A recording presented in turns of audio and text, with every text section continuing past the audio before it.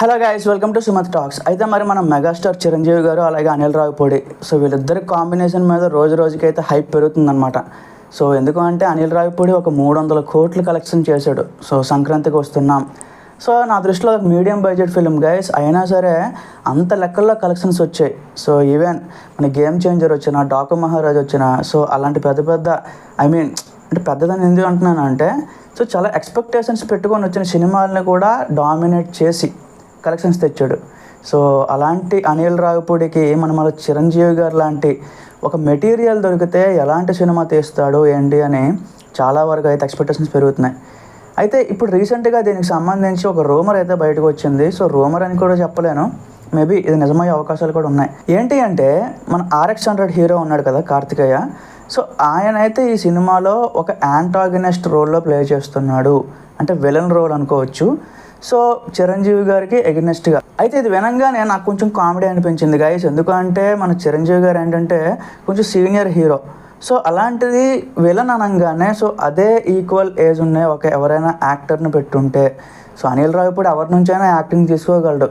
So మరి ఎందుకు ఒక యంగ్ హీరోకి వెళ్ళాల్సి వచ్చింది, మళ్ళీ ఇక్కడ ఏమైనా హీరో విలన్ కాంబినేషన్ తేడా అవుతుందా అని చెప్పి డౌట్స్ అయితే నాకు రైజ్ అవుతున్నాయి. సో దాంతోపాటుగా వారిద్దరికి ఆ కాంబినేషన్ సెట్ అవుదా అని చెప్పి కొంచెం డౌట్ అయితే కొడుతుంది. బట్ స్టోరీ తెలియకుండా ఏదో మాట్లాడకూడదని తెలుసు, బట్ ఏంటంటే జస్ట్ షేర్ చేసుకుంటున్నాను గైస్. అయితే మనకు తెలిసిందే ఈ సినిమాలో చాలా వరకు కూడా బడ్జెట్ విషయంలో కానీ ఏ విషయంలో కానీ సో చాలా ఎక్కువ నెంబర్స్ ఎక్స్పెక్ట్ చేయొచ్చు. దాంతోపాటుగా షూటింగ్ కూడా చాలా ఫాస్ట్గా అయిపోద్ది గైస్. మేబీ ఒక సెప్టెంబరు, అక్టోబర్ కల్లా షూటింగ్ అయిపోద్ది. రిమైనింగ్ ఎడిటింగ్ అంతా అయిపోయి మళ్ళీ సంక్రాంతికి అయితే అనిల్ రావిపూడి ప్లాన్ చేస్తున్నాడు. సో డెఫినెట్గా ఈ సినిమా తాలూకా హైప్ అయితే ఒక లెవెల్లో ఉంది. ఈ సినిమా రిలీజ్ అవ్వకముందు మొన్న ప్రమోషనల్ కంటెంట్ కూడా వచ్చింది, మీరు చూసే ఉంటారు. సో ఎలాంటి అసలు షూట్ కూడా స్టార్ట్ అయిన సినిమాకి అంత హైప్ వచ్చింది అంటే, సో ఈ కాంబినేషన్లు విన్న తర్వాత హైప్ అయితే ఇంకా పెరుగుతుందన్నమాట. సో యాక్టర్ కార్తికేయ మరి రోల్ చేస్తాడా చేయడానికి డౌట్ పెట్టుకోకూడదు, ఎందుకంటే ఆయన one of the biggest fan అనమాట. ఒక రకంగా ఆయన డ్రీమ్ కూడా ఇక్కడ నెరవేరుతుంది. ఒకప్పుడు మీరు తెలిసే ఉంటుంది, స్టేజ్ మీద ఏంటంటే చిరంజీవి గారు అంటే నాకు చాలా ఇష్టం. సో అంటే చాలా ఎమోషనల్గా చెప్పాడు. సో ఒక ఈవెంట్, సో అది చాలా హైలైట్ అయింది ఆ రోజుల్లో.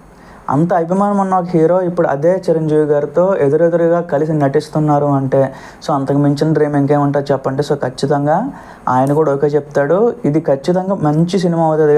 రాబోతున్న విశ్వంబర మరి ఈ ఇయర్ రిలీజ్ అవుతుందా లేకపోతే నెక్స్ట్ ఇయర్ రిలీజ్ అవుతుందా ఇప్పుడు ఒక క్లారిటీ అయితే లేదు.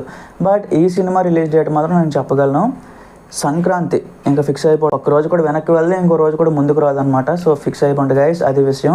అయితే ఈ కాంబినేషన్ మీద మరి మీరేమనుకుంటున్నారు ఒకసారి కింద కామెంట్స్లో చెప్పండి గైస్. Thank you.